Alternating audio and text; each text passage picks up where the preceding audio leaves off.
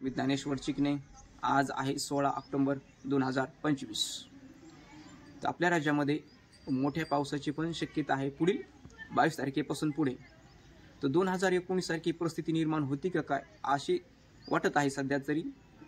पण वातावरणामध्ये काय सध्या जर हे अवकाळी पावसाचं वातावरण आहे आणि अवकाळी पाऊस हा जे प्रत्येक बंगालच्या खाडीमधून चक्रीवादळ निर्माण होतं ते महाराष्ट्राकडेच येत नाही किंवा मध्य प्रदेशकडे येत नाही। तर ते थोड्याफार प्रमाणामध्ये कधी एखाद्या वेळेस पश्चिम बंगालकडेच जात असतं आणि कधी कधी ते थोडेफार प्रमाणामध्ये तामिळनाडू, आंध्र प्रदेश, कर्नाटक ह्या दक्षिण भारतामध्ये सुद्धा जात असतं। त्याच्यामुळे आता सध्याच कन्फर्म ती परिस्थिती म्हणजे 2019 सारखी परिस्थिती होईलच ह्याच्यामध्ये अजून तुम्हाला मी 100% तरी शाश्वती गॅरंटी देऊ शकत नाही।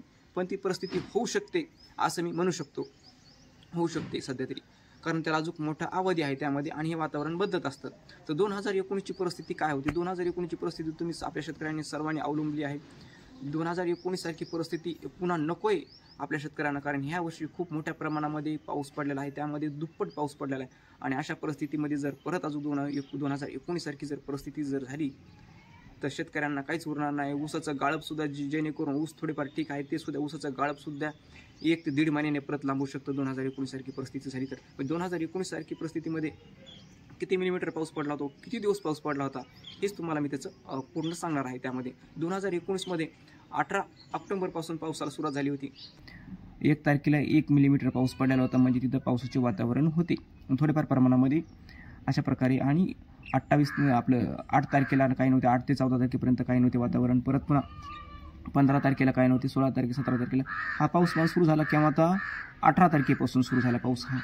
18 तारखेपासून 4 मिलीमीटर पाऊस पडला, 19 तारखेला हा 40 मिलीमीटर पाऊस पडला, तर 20 तारखेला हा 28 मिलीमीटर, 21 तारखेला 12 मिलीमीटर आणि 22 तारखेला 27, 23 तारखेला 7 मिलीमीटर, तर 24 तारखेला पहा 22 मिलीमीटर दिवसा, संध्याकाळी 40 मिलीमीटर, 25 तारखेला संध्याकाळी हा 30 मिलीमीटर पाऊस पडलेला आहे। आणि 26 तारखेला त्याच्यामध्ये 26 तारखेला नाही, थोडीफार झाली नाही, 26, 27, 28 तारखेला नाही आणि 28 तारखेला आणि 29 तारखेला नाही, 30 तारखेला 1 मिलीमीटर आणि 31 तारखेला 1 मिलीमीटर, अशा प्रकारे एकूण 215 मिलीमीटर पाऊस पडलेला आहे 2019 मध्ये। आता नोव्हेंबरमध्ये पाहू शकता तुम्ही, नोव्हेंबरमध्ये 1 तारखेला शुक्रवार येत आहे, त्यामध्ये नोव्हेंबरमध्ये तर त्यामध्ये 4 मिलीमीटर पाऊस पडलेला आहे त्यामध्ये नोव्हेंबरमध्ये।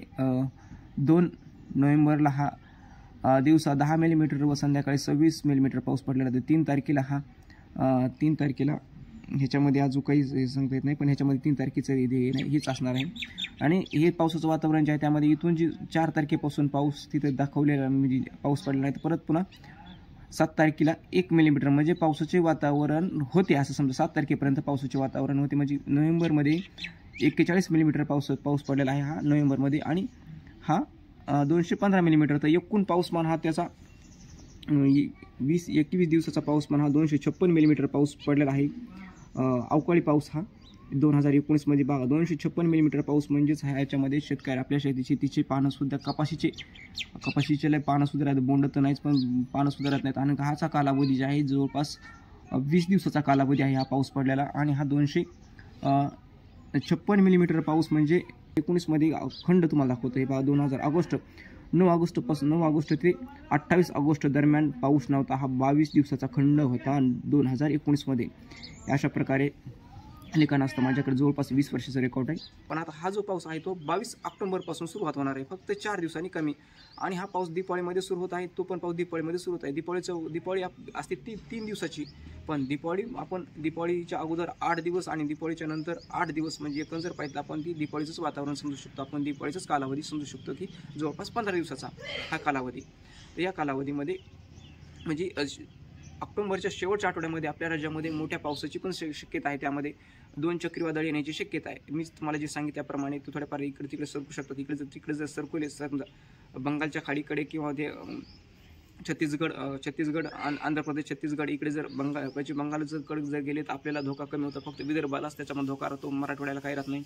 आणि ते जर चक्रीवादळ जर इकडे जर आलं तर पूर्णतः त्यामध्ये आपल्याला 200 ते 300 मिलीमीटरपर्यंत, जवळपास 150 पेक्षा जास्त आणि 300 मिलीमीटरपर्यंत पाऊस पडतो। हा 300 मिलीमीटरपर्यंत 200 ते 300 मिलीमीटर जर पाऊस जर पडला तर आपल्या नद्या नाल्यांना सुद्धा महापूर येतील एवढा पाऊस, आणि ते 2019 मध्ये तशी परिस्थिती झालेली आहे. तुम्हाला मी दाखवणार आहे त्या व्हिडिओमध्ये. पण ती शक्यता आहे का, तर 2019 आता सध्या जर पुढचं जर वातावरण जर पडलं आपण सांगितल्याप्रमाणे 22, 23, 24 तारखेला चांगल्या मोठ्या प्रमाणामध्ये पावसाची शक्यता आहे. त्याचबरोबर 27, 28ला सुद्धा पावसाची शक्यता आहे.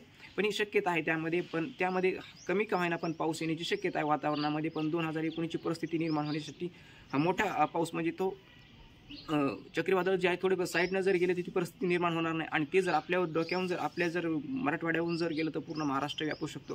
ही परिस्थिती राहणार. जर ते चक्रीवादळ जर मराठवाड्यावरून जर गेलं तर 300 मिलीमीटरपर्यंत सुद्धा देखील 100 ते 300 मिलीमीटर पर्यंत सुद्धा पाऊस पडू शकतो. तर आणि हे पुढच्या ऑक्टोबरमध्ये म्हणजे ऑक्टोबर शेवटच्या आठवड्यामध्ये खूप मोठ्या प्रमाणामध्ये सुद्धा पावसाची शक्यता आहे. तर तुम्हाला